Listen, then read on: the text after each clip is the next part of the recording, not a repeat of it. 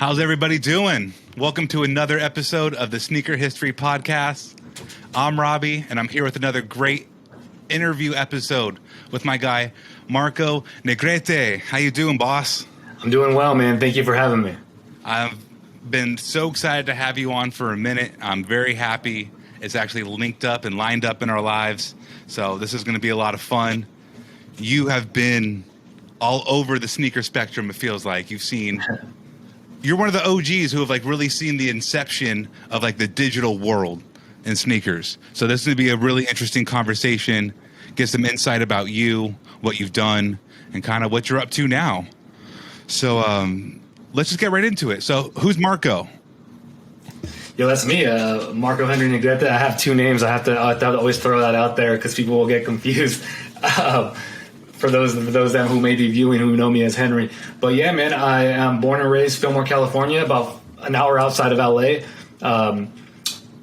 Went to school in the Bay, studied PR, and grew up loving sneakers, sports, entertainment, just pop culture as a whole. Always wanted to work in that. I went to study at San Jose State University. After that, I worked in tech for a little bit, and then I did that for a couple of years. And I decided, man, it's time for me to figure this thing out, and that's when I moved to New York and kind of my sneaker career started. That was about almost 6 years ago now. That was summer 2015.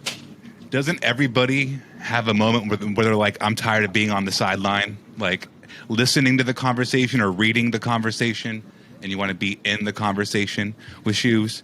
It's a Yeah, I mean, early, during the intro, you described me as an OG, which was kind, but for me, I see the same thing. I saw the OGs from the era before me doing all those things, and I would be reading their work while I was at work and my tech job or my office job or whatever. And I'm like, yo, I want to do that. I want to do that. And then to your point, there comes a point where you have to say all those people had to take risk.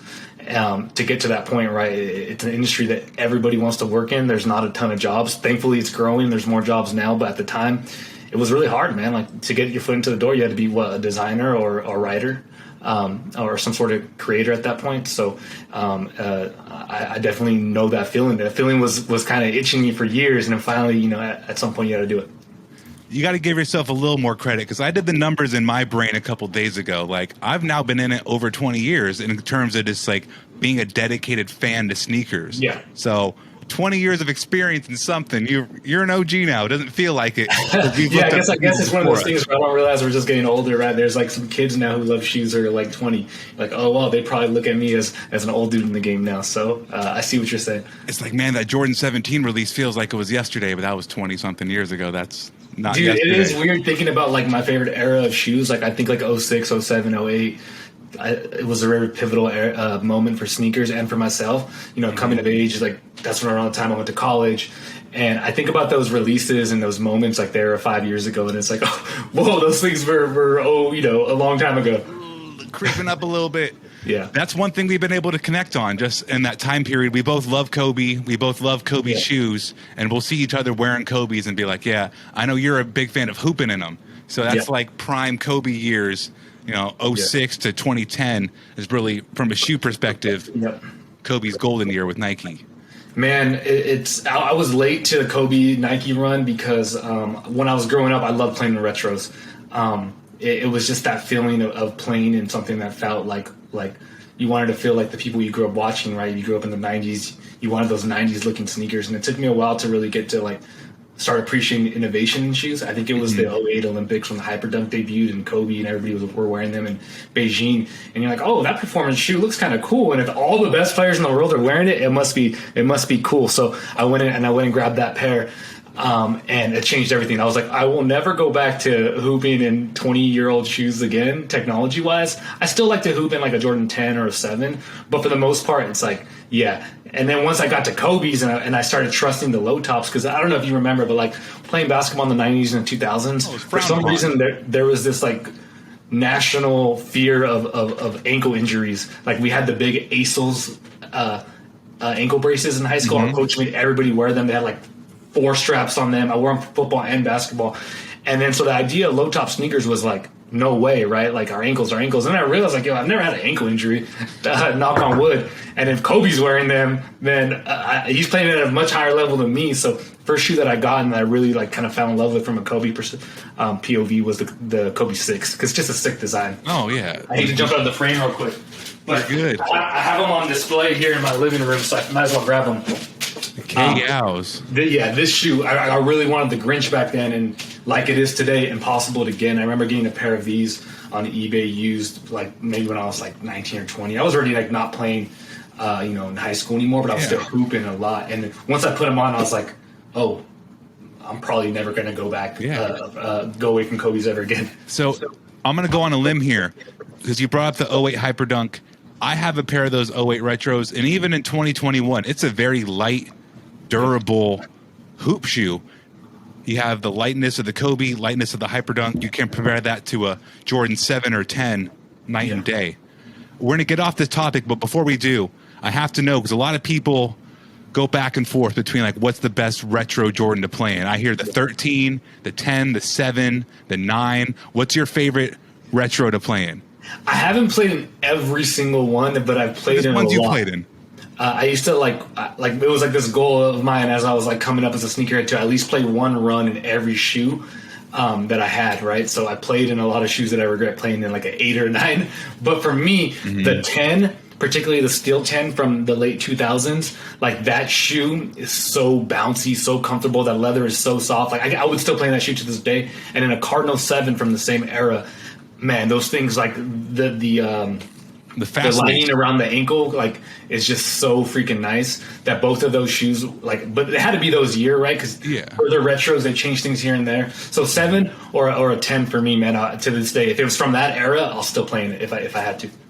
A nice buttery leather can have such great support. It's that fast lacing system with a 10 too. It really gives you a good lockdown for old tech. It's just, man, it's just like I remember first playing in it, and I'm just like, this is so comfortable. It's a great outdoor shoe because by the time I had them, they were already kind of beat. So I would play in the playground with them, and I'm like, oh, you can't beat this shoe. Like, you're protected, and you just felt so bouncy. So impressive for a shoe that old, technology-wise, for it to be that good still. Yeah, it didn't even have full length, because full length Zoom didn't come out until the Jordan 12. So for the 10 to feel that good, like. Yeah, I should have been prepared. I have you're good, bro. 10 from 05, 06. Around here, and it's just like the sole's off. It's like a display. It's like artwork now, but this is the same one that I was playing in all those years ago. Now we could go pulling shoes all day. It's I hear you. This thing we'll never get to the topics if we start doing that. Never. So I mean, you alluded to it by moving to New York. Let's just start with like the early part of your sneaker centric career. So New York would be complex for you. How did that help shape Marco in this field, in this space? It was career defining, but before that, there was something that was even more important, right, to get my foot in the door, and that was thanks to Sneaker History's own Nick Engvall. I was living in San Francisco. I was working at Twitter headquarters at the time. I'd been working in tech for a couple of years. Just going to school in Silicon Valley is kind of the natural next step. You just move to San Francisco and you try to get a job in tech, and I was doing that. And one day, he had just moved to Finish Line. I had been following his work along with the other like complex sneakers OGs, Nick, Brando, Russ, Joe, all those guys I've been following forever. And then one day he tweeted out. I still remember. I had the tweet. I tweeted out like every year because it's such good about keeping tweets like that. You always have such like an important memories. part of my life. But he tweeted out, "Who wants to write about sneakers?" And I was like, "Yo, here's my chance." So I had like my own WordPress that I'd been doing since college, and it wasn't like I wasn't like blogging every day, but every time something that came up that I was passionate about, I'd do a list like my favorite basketball shoes or etc. I sent him a couple links, and I had done a couple pieces that I was proud of. The writing wasn't very good, but like at least it was enough for him to say, "Hey, this guy knows his stuff. He's clearly already practicing and he has passion." And he followed me back, and then he DM'd me. He's like, "Yo, let me send you some samples." And mind you, I'd never professionally written in my life. So he sent them back, and I remember the first one being the Air Jordan 10 Venom Green, and I'm like in my room, and I'm treating this like it's an article for the New York Times, right? I'm like editing everything, and I sent it, and it's like a 2 paragraphs, right? It's a blog, and he gives me a shot, man. And then I ended up doing that for about a year and a half while I was working at Twitter. I basically would work 9 to 5, 9 to 6. Back then it was more like 8 to 7, and then I'll get off of work, and then I would stay at Twitter for the free dinner, and I would just grab a booth and just knock out articles for the Finish Line blog, and I did that for again like about a year and a half, and it was just, that was really what pushed me over. And then Nick, I was like, yo, Nick, I think I want to do this, and he had always given me some good advice, him and Brando, and then I decided, like, shoot, I'm not really like super thrilled with like where my career is going here, and if I don't make the move now and I keep putting it off for another year, who knows if I'm ever going to get there. So I said, hey, if I want to work in this industry, and now I have about a year and a half experience, I got to go to where the employers are. And at that time, it was New York City. So I move out there, quit my job, and I move out there, and I reached out to a guy named John Marcello, who now heads up BR Kicks at Bleacher Report. And him and I were like internet friends, right? Like a lot of us are. Like you and I were internet friends before we met in Portland. And I said, hey, I've seen this job opening for a freelance writer at night, freelance news writer for Complex Sneakers. Like, do you think you could put in a good word for me? And he did that, and I'm thankful for that. And then, I became a freelance writer for Complex about a month after I landed in New York. And I was working the night shift, Monday through Friday, 7 p.m. to 12 midnight every day, about 5 or 6 articles. But like that was back when news was every blog and outlet was really fighting for news hits. Now it's all social, right? Or mostly social video. But back then news mattered. So you had all the big dogs competing for that. So Complex had basically somebody on news at every waking hour of the day, weekends too. So I did that, and then, being a freelance writer isn't enough to survive in New York City or maybe in any city unless you're doing it at a really high level, which I wasn't at that point. I just had that one beat. And so I basically got another tech job in New York, and I started doing the same thing over again. The 9 to 5, 9 to 6 tech job, run to the train, run home, grab some food on the way home, and then log in at 7 p.m. and have a few pitches ready for my editor, Matt Welty, at the time. And then just boom, hammer it out to midnight, and then repeat that for Monday through Friday. I did that for about 9 months. And then I got an opportunity to work full time at Complex when John Marcello got promoted. I came in as the social editor for Complex Sneakers and Complex Style, and then that's when things really started rolling for me in a good way. You dropped so many gems there, and why I love having people on the show is because you probably don't even realize how many gems you just dropped there. Here's some of the big takeaways from it for our listeners here. Yes. If you're trying to get into this space. So, number one, even if it's not the most polished and professional blog, have something to show. Nobody ever is going to take you for work if you say, hey, I can do this. I know I can. Okay, yep. Show me. And you can't show anything. Yep. It's a pretty big problem. So have something to show. Be persistent, but not. So make friends is what I'm also trying to get to. So you made friends with John. You made friends with Nick. And those genuine relationships are what's going to help you get the job, not putting the job first and the end goal first. You got to treat people like people. Yeah. And then just working. So a lot of people will feel like I can do this next year. I'll do it the year after that. You said you couldn't have it go another year. And when that light goes off, you either got to move or don't move. So you made the choice to move. Other people need to not be afraid to just work that second job after your main job or do whatever you need to. So that determination you show through that story, that's a big takeaway for some of our listeners who might be trying to get into sneakers, or let's say you like fashion in general, right? Or if you like comic books, or if you like cards, whatever niche market you want to be in, you got to work.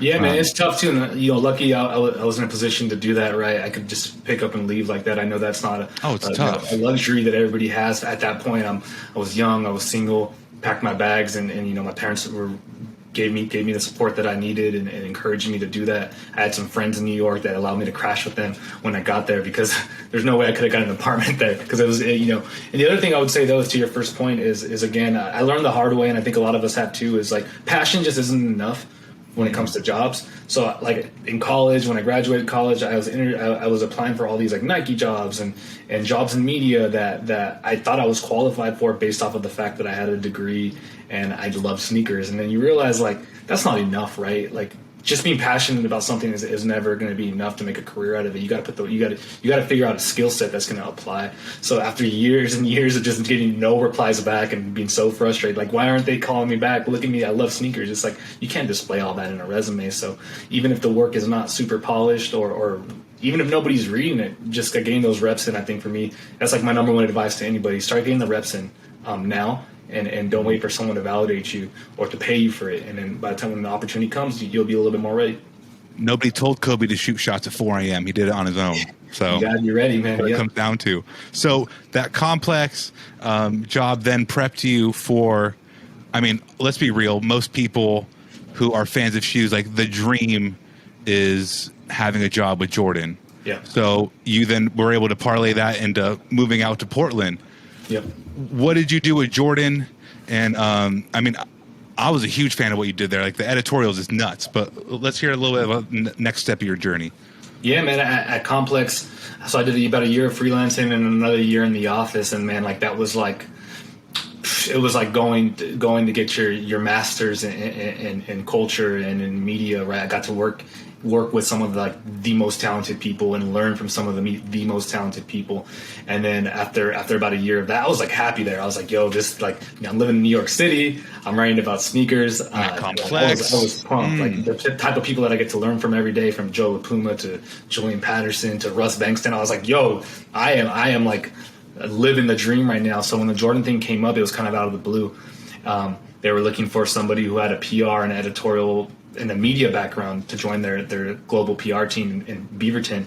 And it just so happened that the agency at the time, Taylor Agency, or Taylor PR, we worked with them at Complex, and they reached out to John, who had just taken a role at Adidas, so he kind of ooped it up to me. And so the Complex thing has really served this all up, and they gave me their blessings. You know, I told at the time Julian and Joe LaPuma, I told them, hey, I got this opportunity, and they were all about it, man. I mean, they were all supportive about it. They're like, hey, man, this is an opportunity you got to take, and we encourage you to do that. We support you through this. If you want to stay, that's great, but we didn't support you. So that support was great too, because I had owed them a lot, right? They took a chance on me coming from the tech world, just this random dude who had been freelance blogging, and they gave me that role. So the fact that they supported me through that decision and encouraging me to take it was huge for me, because again, I did feel like I was indebted to them for the opportunity they had given me.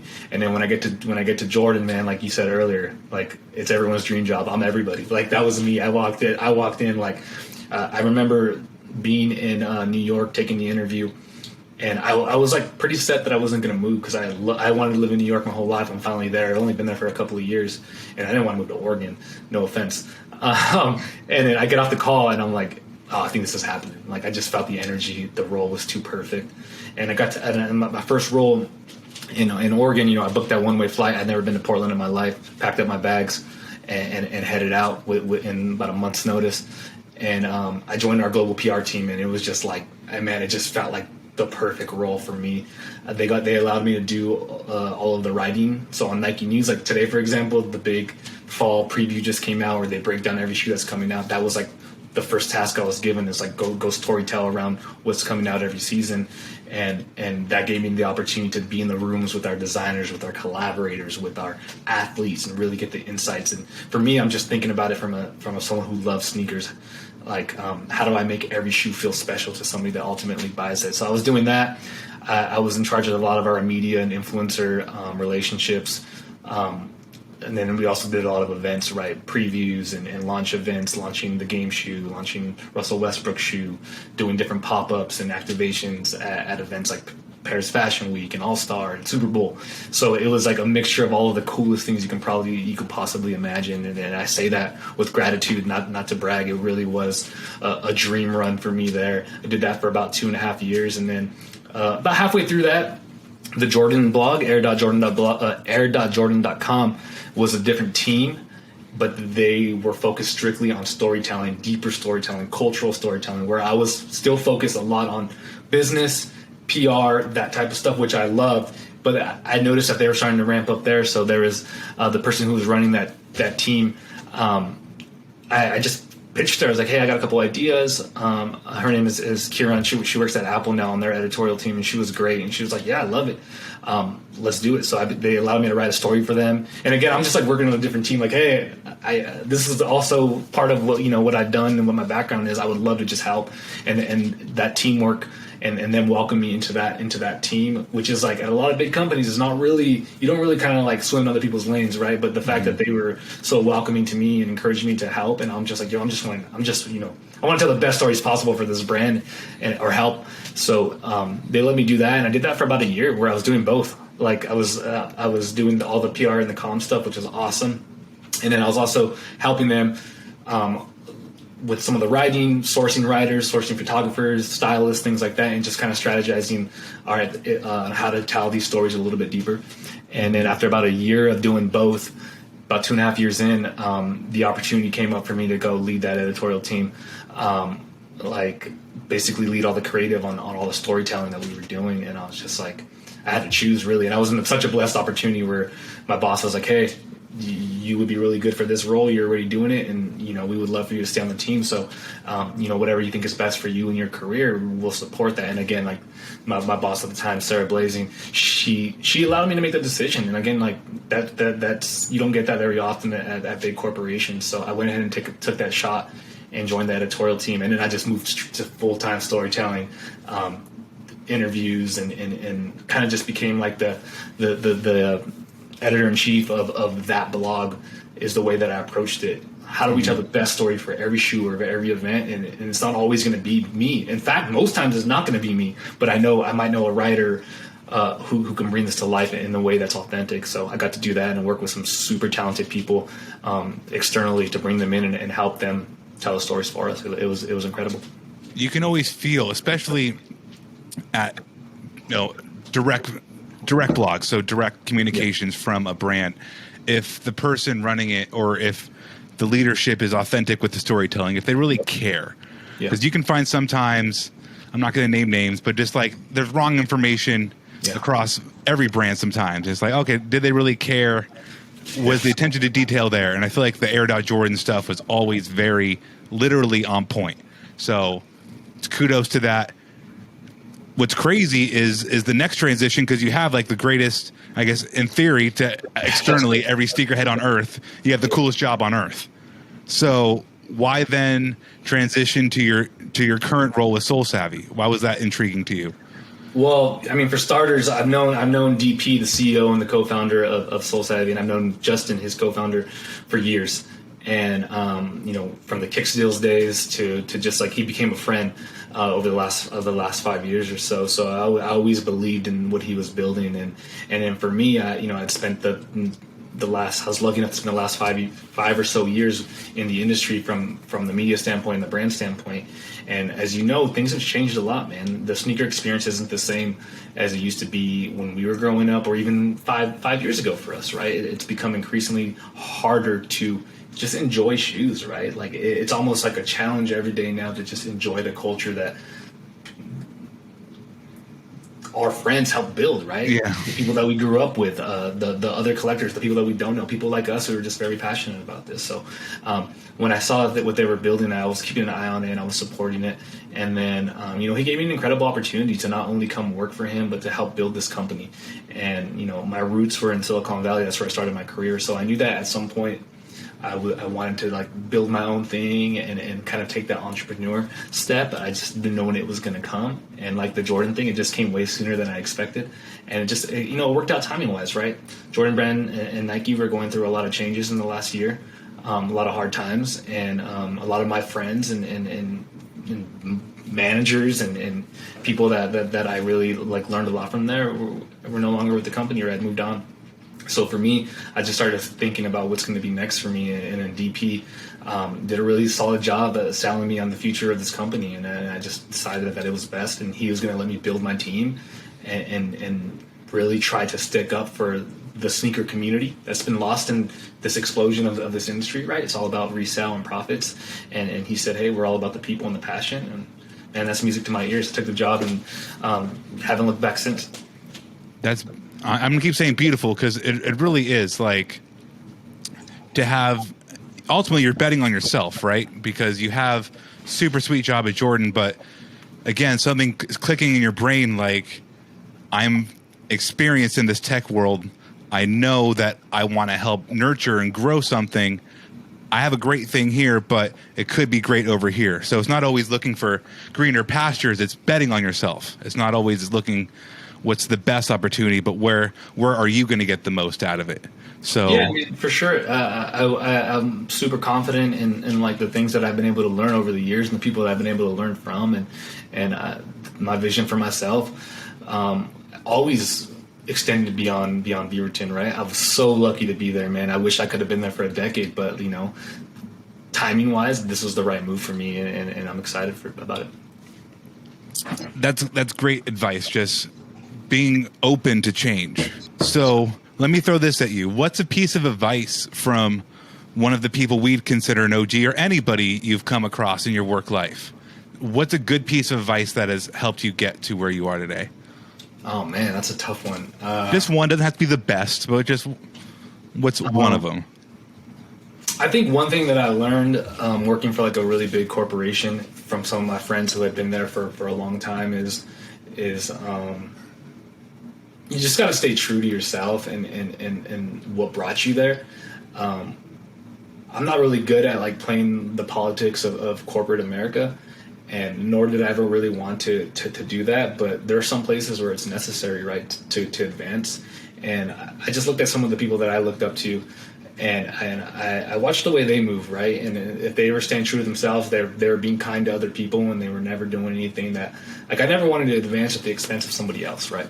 And I think that's pretty common when you think about just the way the corporate structure works. So some of the people that I worked with, they kind of like, I learned from them, and like one of my good friends, Hunter Murriera, he's like a Nike SB legend. He worked at Nike for 20 years, and I worked with him at Jordan. And I saw how he was, man. He just came to work every day, super passionate, really great at his job, but never let he just always treated people with kindness, right? And never let the politics and of work get in the way of what this is all about, man. Like, and that was our goals and trying to serve our consumer base and our community. And again, like, I don't know, it's not the most like profound advice, but I think it's just seeing the way people treat people, right? Like there's a lot of benefits. Step over people to get where there's you're a lot going. of benefits to playing the politics at companies. And this is not specifically like at my last company, but just in general. I'm sure you've realized that. And one thing that I learned from the people that I admire is that that's not the only way to win. Mm-hmm. No, it really isn't. I mean, some people at companies are gatekeepers and don't want you to surpass them or are afraid. This general of that is everybody can eat sometimes. You don't have to step on somebody else's neck to get to where you want to go to. So that is really good advice. I actually have one more that like is go for it. Really great advice. It was from Reggie at Jordan, Reggie Saunders, just like absolute legend in this industry. And I remember he was telling me, like, don't ever let the company you work for become more important than you and your identity and who you are and your character, right? And so I just remember this like advice he had said, where he was just like, one time someone introduced him as Reggie from Jordan, and he corrected them kindly and said, "Hey, no, I'm Reggie Saunders. Like, that's my job, and it's not who I am. It doesn't define me." And I thought that was super profound, especially when you love the brand you work for, right? You want to represent it to the fullest, but it's important to not let those type of things define you, and understand that outside of work, you still are your own person. You have your own identity, and you got to keep that top of mind too. Here's a different example I know you've come across too, and any listener of this podcast has also. Nobody likes being described as Marco-Henry the sneakerhead to people as an acquaintance. Like, nah, bro, I actually have like a whole personality. I just also like shoes. Yeah. It's just like, you're the sneaker guy. And it's like, well, I'm more than just a sneaker guy, but it's easy just to draw that kind of conclusion. It's easy to get pigeonholed into like, oh, you're the sneaker dude or you're the creative dude, because it sounds like a compliment, but oftentimes it's also like holding you back and saying like, I do other things too. I write, I record a podcast, I strategize, right? Like, I grow businesses. Like, when you say that about somebody, especially in the work setting, you're kind of like, oh, that's just what they do. They just grew up liking sneakers, like, which is a skill in itself, doing all the research and education, but it should never define you. You're involuntarily pigeonholing somebody. You're trying to be nice. For sure. So you kind of touched on this next question here, but a big one I have had on my mind is, what's one sneaker trend you would like to see come back? I talk about this all the time, but I remember when I say we because I think we're around the same age, like maybe 31, 32. Yeah, late 2000s, like 2000, let's just say 2010. Really great time for sneakers. I remember when you would see somebody rocking a shoe that was like just a classic or an OG. It didn't have to be like super limited or hyped or rare. Just had to be like a good shoe, and you would respect that. They would feel fresh wearing it, right? Like I just remember seeing somebody with like a pair of Grape 5s back then, or infrared 6s, or even back then, this is before the one trend, someone rocking some Royals, and just like that's dope because you kind of had that connection where you know that they had to work to get that shoe because they were still hard to get. And now I feel like everything's just like tied to money and how rare it is. So there'll be a shoe that'll drop that's just absolutely fire, like no pun intended, the Fire Red 4 from that drop last year. I just think that shoe's beautiful. It's the shape, it's a classic colorway, but like there's people in the new generations of sneakerheads that won't recognize that shoe as being great because it doesn't sell for $1,000. So I would love for people to just go back to liking what means a lot to them and what they think is dope, and less about how much is this shoe worth. Like that's a trend that I hope comes back. I know a lot of people still do that, right? And I respect those people, but I get that it's hard too, right? With all the pressure of keeping up with the latest big collab or whatever. I feel like it's sad because you're more likely to have, let's say, because I've been wearing these a lot, the what the 5s. Yeah. Not a lot of resale value. I love Jordan 5s. I'll never have most of the shoes that make up that shoe. Yeah. I love wearing it.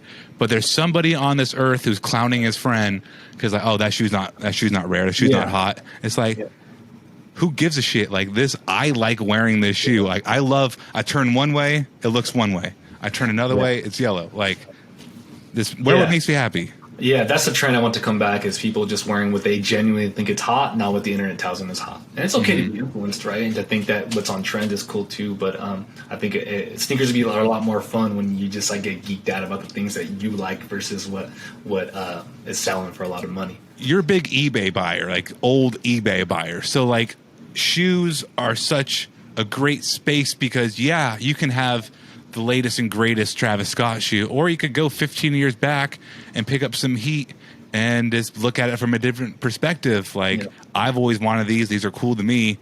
Not fuck Travis Scott. I have a pair of his shoes. I love wearing them. But like you can go a different direction than just what's the newest. Yeah, and there's so much cool stuff to uncover. Even if you just got into shoes a year ago, like there's all these different eras of sneakers. And you can go back and find things that were just super cool, and maybe you didn't know about them. I love finding shoes that I didn't know existed or I forgot they existed, and being like, "Yo, that shoe was dope. Like, I think I want that."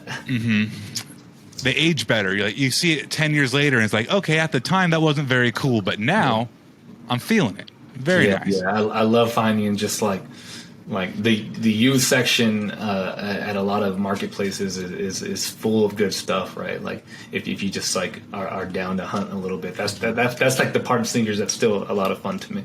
So I'm just gonna give my quick 2 cents. I think it'd be cool if we stopped caring so much about being brand specific. Like if you like that Reebok t-shirt, wear a Reebok t-shirt with some Jordans. Like nobody's paying you. Like I would like to see people just be more. It doesn't all have to be a walking billboard for your favorite brand. You can mix it up. Some people think that's sacrilegious, but I think the socks should match the shoes. But outside of the socks, you can wear a different pair of shorts. No one should give you any hard time for a Puma shorts with Nikes.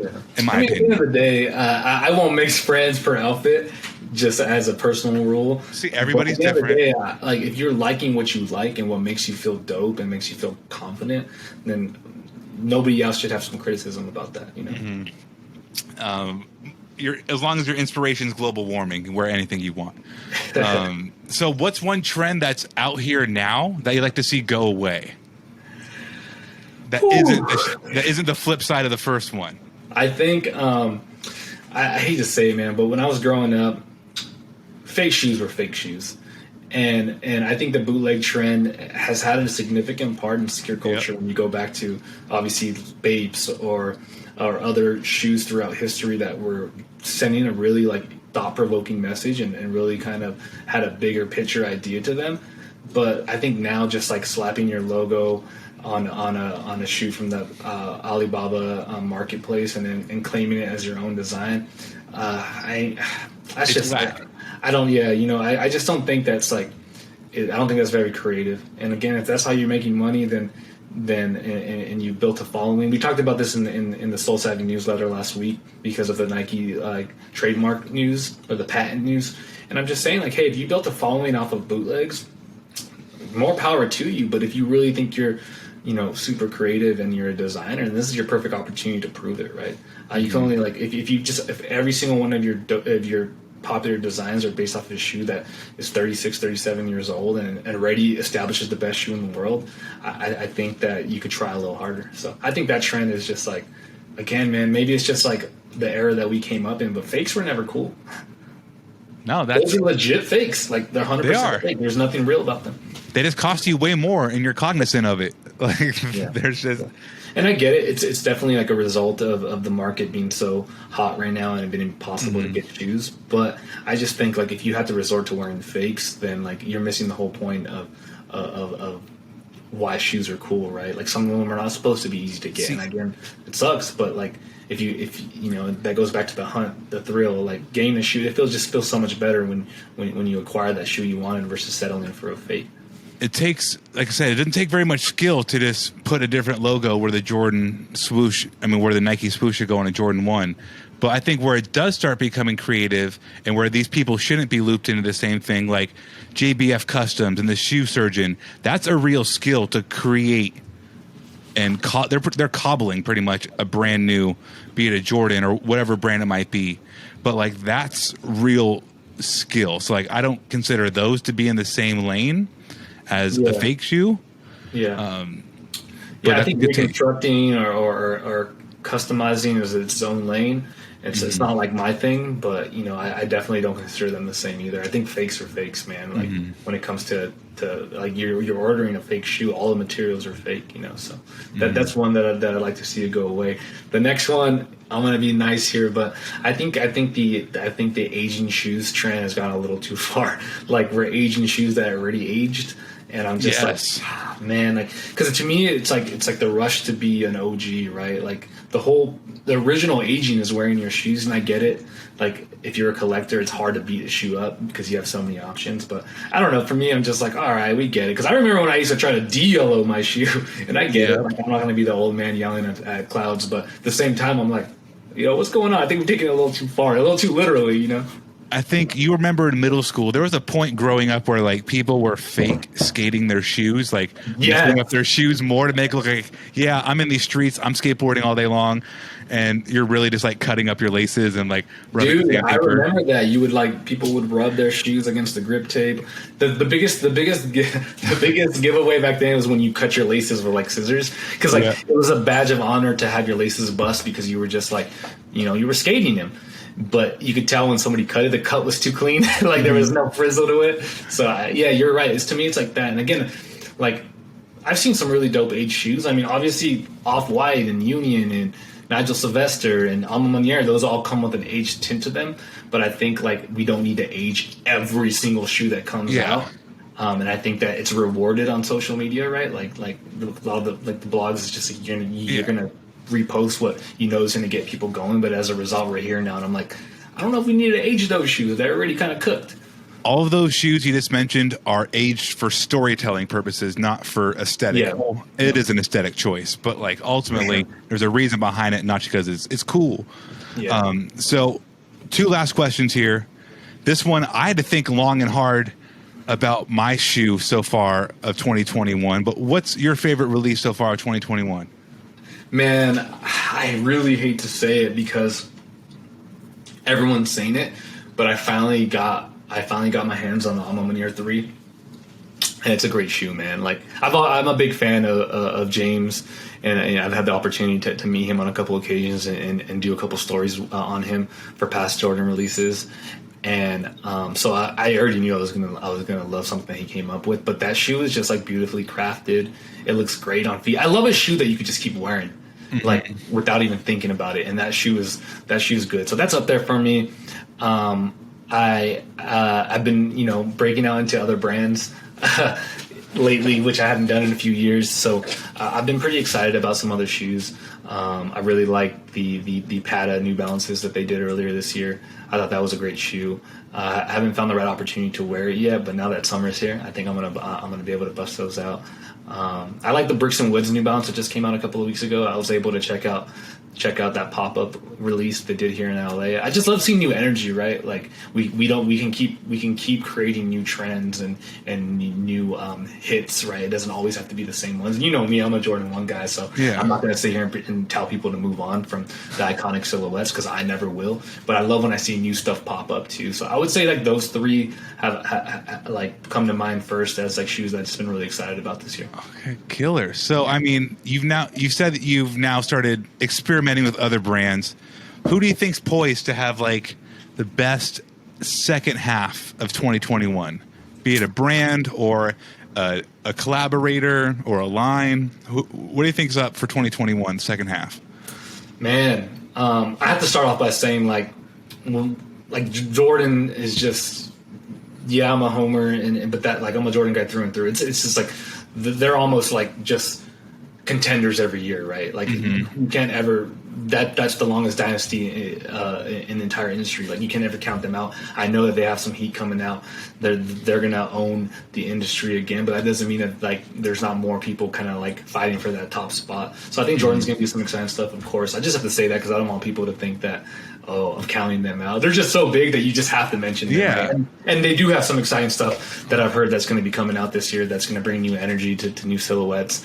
But I think New Balance is like on a insane run right now.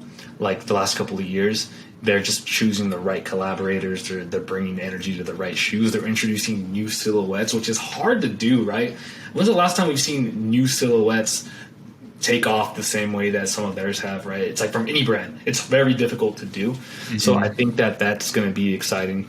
I'm not a big Reebok guy, but I'm rooting for Kirby and that new direction that they're going in with their whole him being the creative director there. Like I think it's exciting to know that there's a brand out there that's kind of been off the radar for a while, and that they're putting a lot of real genuine resources into trying to make them a contender again. So I'm excited to see that. I can't remember the last time that I was into sneakers where this many brands were winning at once, and I think that's dope. So it's really everybody, right? Like we haven't even got a peek at what Fear God or Jerry Lorenzo Adidas is going to look like. I'm sure that's going to come out of nowhere and surprise us. So I guess the answer to that is that I hate to be a cop-out answer, but I really don't remember a time in sneaker culture where this many brands could have the shoe of the year by the time it's all said and done, or be in the top 5, you know?